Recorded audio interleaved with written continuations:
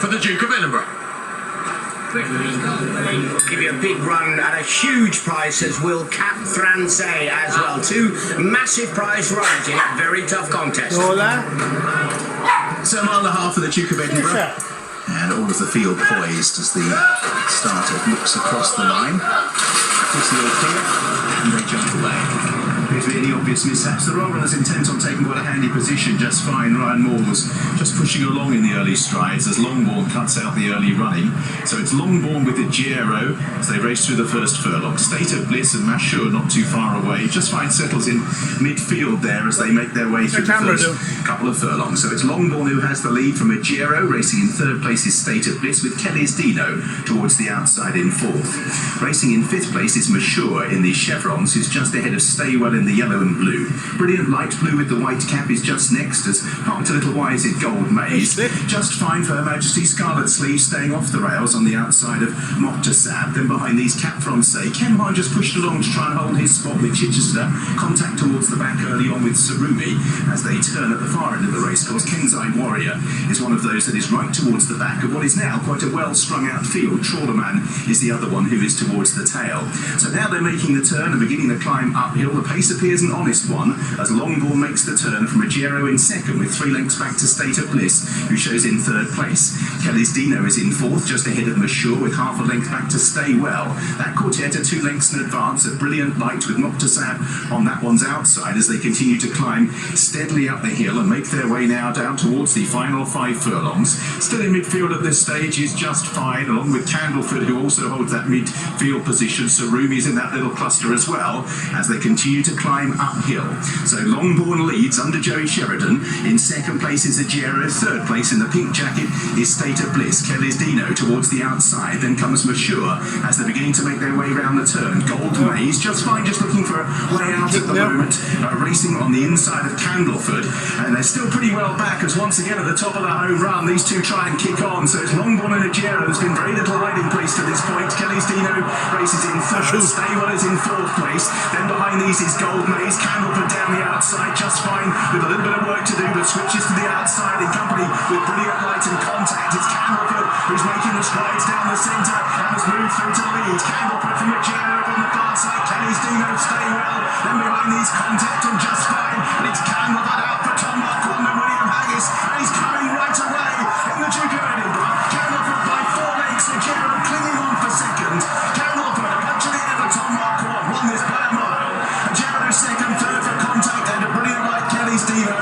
And then behind these towards the outside was Kemhan. Just Fine finished in midfield behind Staywell. Gold Maze, Trawlerman never played a part. Likewise Kenzai Warrior. Mashur was last to cross the line.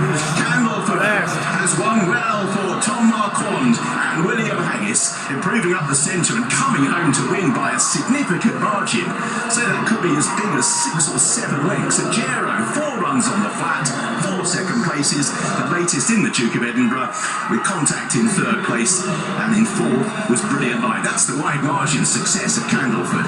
That's 7 lengths clear. A Giro second, Contact up at third, Brilliant Light. If you get extra places, Kelly's Dino is the most likely candidate in fifth, and then possibly Kemhan ahead of Sarumi. That's quite close between those two. The Royal Runner finished in midfield and, to be honest, was never really much better than that position. Success for Tom Marquand and William Haggis. They really couldn't hold a candle to.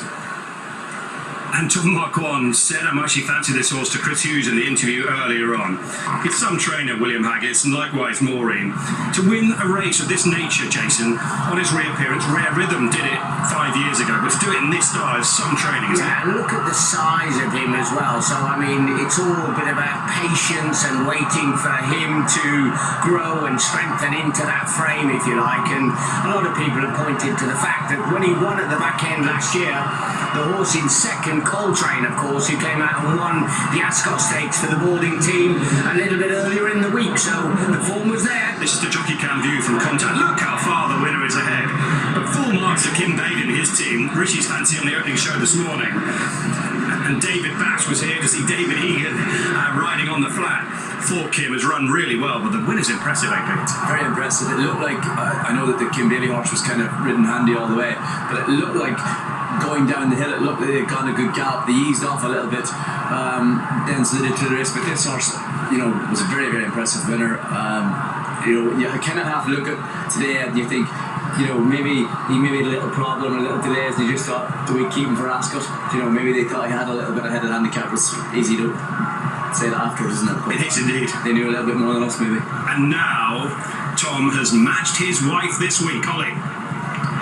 Yeah, both Tom and Holly on the board this week. This horse is an absolute monster, and that was a monstrous performance, Tom. How did it feel? Yeah, that was unbelievable.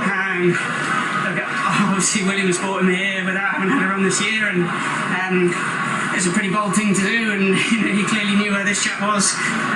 When he dug me up, he said he was feeling great, and just enjoy it. And this week probably hasn't gone quite as I had dreamed so far, but it's great to get on the board, and well done to everyone at home, because obviously while they had Bide earlier in the week, that was probably inevitable. It's Royal Ascot winners keep everything flowing.